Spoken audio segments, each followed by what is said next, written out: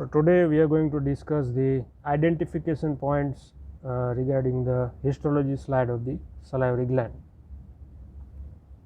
So in this first microscopic image under the Forex lens, first thing you can notice here, that is the interlobular connective tissue septa. Here in this region you can see the interlobular connective tissue septa. Next you can see this is the lobe of the mucous gland. Next structure you can see the lightly stained area here, that is of the mucus acini.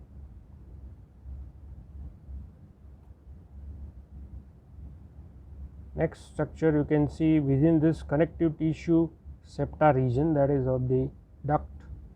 So that duct is situated within this connective tissue region, that's why it is termed as the interlobular duct. If that is situated and surrounded by the acini, that is termed as the intralobular duct. This is again the image under the Forex, but the field is different. You can see this is the again connective tissue septa that is dividing this gland into the various lobes. Again here you can see the lobe of this gland, and lightly stained mucus acini is here.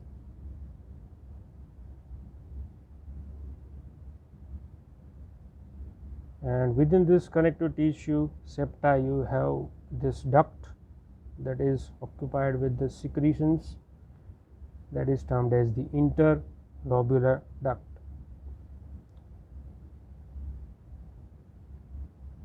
Now this is the image under the 40x lens showing the interlobular duct. So again you can see closely the epithelium that is of the stratified cuboidal or columnar in nature, and along with this within the lumen also you can see the mucus secretion is there. So this is also the image under the 40x lens. Here you can particularly see this structure, that is the lightly stained mucus acini, as well as you can see the flat nucleus nearer to the basal lamina, and this is duct surrounded by the acini. This is intralobular duct, particularly the striated duct is here because the staining that is bright pink, as well as the nuclei, they are situated nearer to the luminal aspect. In this 40x image you can see again the lightly stained mucus acini with a flat nucleus, and this is the duct,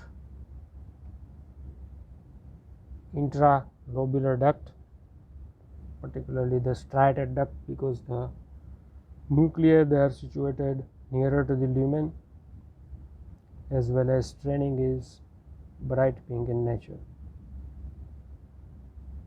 Now in this image you can see this duct, small duct is here, that is representing the intralobular duct, but here the duct is intercalated in nature because you can see the staining that is light pink as compared to the striated duct. As far as nucleus is concerned, the nucleuses are not near to the lumen of the duct, they are away from the lumen. And onto this peripheral aspect of this mucus acini you can see this flat nucleus that is representing the myoepithelial cell.